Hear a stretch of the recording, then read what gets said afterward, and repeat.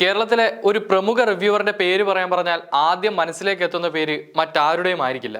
അത് അശ്വന്ത് കോക്കിന്റെ തന്നെയായിരിക്കും. ഇന്ന് കേരളത്തിൽ ഏറ്റവും കൂടുതൽ പേർ ഫോളോ ചെയ്യുന്ന സിനിമാ റിവ്യൂവറും അശ്വന്ത് കോക്ക് തന്നെയാണ്. അതിന് കാരണം അദ്ദേഹത്തിന്റെ അതിസാധാരണമായതും ഒപ്പം സത്യസന്ധമായും നടത്തുന്ന അവതരണം കൊണ്ടാണ്. മോശം സിനിമകളെ യാതൊരു ദയയും കൂടാതെ വലിച്ചു കീറുന്നതിൽ അശ്വന്തിനോളം മികവ് മറ്റൊരു റിവ്യൂവറിനുമില്ല. ഏതാണ്ട് പോസ്റ്റ് കോവിഡ് കാലഘട്ടത്തിന് ശേഷമായിരുന്നു അശ്വന്ത് കോക്കിന്റെ വീഡിയോയ്ക്ക് വലിയ രീതിയിൽ റീച്ച് കിട്ടിയതും അദ്ദേഹം ഒരു ചർച്ചാ വിഷയമായി മാറിയതും. അതിന് കാരണം കോവിഡ് സമയത്ത് ഷൂട്ട് ചെയ്ത നിരവധി ലോ ബഡ്ജറ്റ് സിനിമകൾ തിയേറ്ററിലേക്ക് എത്തിയത് കൊണ്ടായിരുന്നു എന്ന് പറയാൻ കഴിയും. അതായത് ആ സമയത്ത് യാതൊരു ക്വാളിറ്റിയും ഇല്ലാത്ത നിരവധി ലോ ബഡ്ജറ്റ് സിനിമകളായിരുന്നു തിയേറ്ററുകളിലേക്ക് എത്തിയിരുന്നത്. അശ്വന്ത് കോക്കിന്റെ തന്നെ ഭാഷയിൽ പറഞ്ഞാൽ മലവെള്ളം പോലെ ഒലിച്ചിറങ്ങുകയായിരുന്നു അത്തരം സിനിമകൾ. സ്വാഭാവികമായും അത്തരം ഒരു ഘട്ടത്തിൽ ഓഡിയൻസ് സെലക്റ്റീവ് ആകുകയും അശ്വന്തിനെ പോലെയുള്ള റിവ്യൂവേഴ്സിനെ കൂടുതലായി പരിഗണിക്കുകയും ചെയ്തിരുന്നു. ഇന്നും ആ പരിഗണന ഓഡിയൻസിന്റെ ഭാഗത്ത് നിന്ന് അദ്ദേഹത്തിന് ലഭിക്കുന്നുമുണ്ട്. എന്നാൽ അശ്വന്തിനെ എതിർക്കുന്നവർ പറയുന്നത് സിനിമ മോശമാണെങ്കിൽ അത് പറയുന്നതിൽ കുഴപ്പമില്ല, പക്ഷേ എന്തിനാണ് വ്യക്തിഹത്യ നടത്തുന്നത് എന്നാണ്. അതേസമയം അശ്വന്ത് കോക്ക് ഒരിക്കലും ആ ആരോപണം അംഗീകരിച്ചിട്ടില്ല. അദ്ദേഹം പറയുന്നത്, ഞാൻ ആരെയും വ്യക്തിഹത്യ നടത്താറില്ല.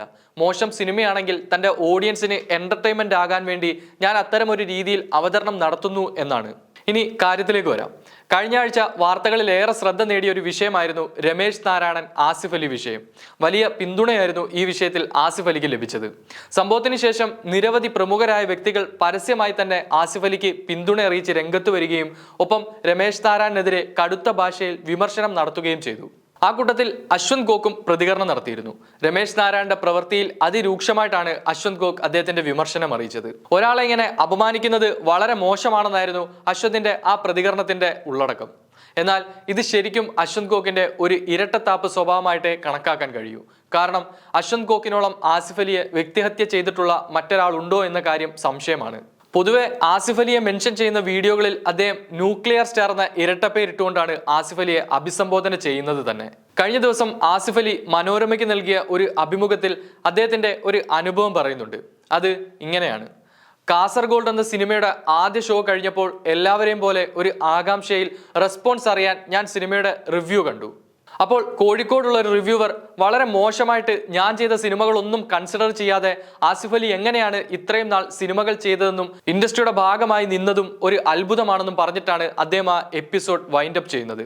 ആ മൊമെന്റിൽ ഞാൻ ശരിക്കും തകർന്നു പോകുന്ന അവസ്ഥയിൽ വരെ എത്തിയിട്ടുണ്ട്. സിനിമകൾ മോശമാണെങ്കിലും എൻ്റെ എഫേർട്ടിനെ കുറിച്ച് ആളുകൾ പലപ്പോഴും സംസാരിക്കുന്നത് ശീലിച്ചു പോയി ഞാൻ ആ സമയത്ത്. അപ്പോൾ അങ്ങനെ പറഞ്ഞപ്പോൾ എനിക്ക് വളരെ വിഷമമായി. ഇതായിരുന്നു ആസിഫ് അലിയുടെ വാക്കുകൾ. നേരെ അശ്വന്തിന്റെ വാക്കുകൾ നോക്കുകയാണെങ്കിൽ അത് ഇങ്ങനെയാണ്: ആസിഫ് അലി ഒരു അത്ഭുതമാണ്. എത്രയൊക്കെ സിനിമകൾ പൊട്ടിയിട്ടും ആസിഫിന് ഒരു മാറ്റവുമില്ല. ഇപ്പോഴും സ്റ്റാറായി നിൽക്കുകയാണ്. ആസിഫിന് സിനിമകൾക്ക് ഒരു കുറവുമില്ല. ഇതൊക്കെയാണ് നമ്മുടെ ഇൻഡസ്ട്രിയുടെ പ്രത്യേകത എന്ന് പറയുന്നത്. ഇൻഡസ്ട്രിക്കകത്തും ചർച്ചയാണ് ആസിഫ് അലി എങ്ങനെ എക്സിസ്റ്റ് ചെയ്യുന്നു എന്നതിനെ കുറിച്ച്. ഇനി ഒരു സിനിമ വിജയിച്ചാൽ അടുത്ത 10 സിനിമയിൽ ആസിഫ് അലി സേഫ് ആണ്. ഇതായിരുന്നു അശ്വന്ത് കോക്കിന്റെ വാക്കുകൾ. അശ്വന്ത് കോക്ക് മനസ്സിലാക്കേണ്ടത് പ്രേക്ഷകർ ആർക്കും പ്രത്യേക പരിഗണന നൽകാറില്ല എന്നാണ്. നല്ല സിനിമകൾ ചെയ്തത് കൊണ്ട് മാത്രമാണ് ആസിഫ് അലി ആയാലും ഏത് നടനായാലും ഇൻഡസ്ട്രിയിൽ പിടിച്ചു നിൽക്കുന്നത്. മറ്റൊന്ന്, ഒരാളെ പ്രവൃത്തി കൊണ്ട് അപമാനിക്കുന്നതും വാക്കുകൾ കൊണ്ട് അപമാനിക്കുന്നതും തമ്മിൽ പ്രത്യേകിച്ച് യാതൊരു വ്യത്യാസവുമില്ല. എങ്ങനെ അപമാനിച്ചാലും അത് അപമാനം തന്നെയാണ്.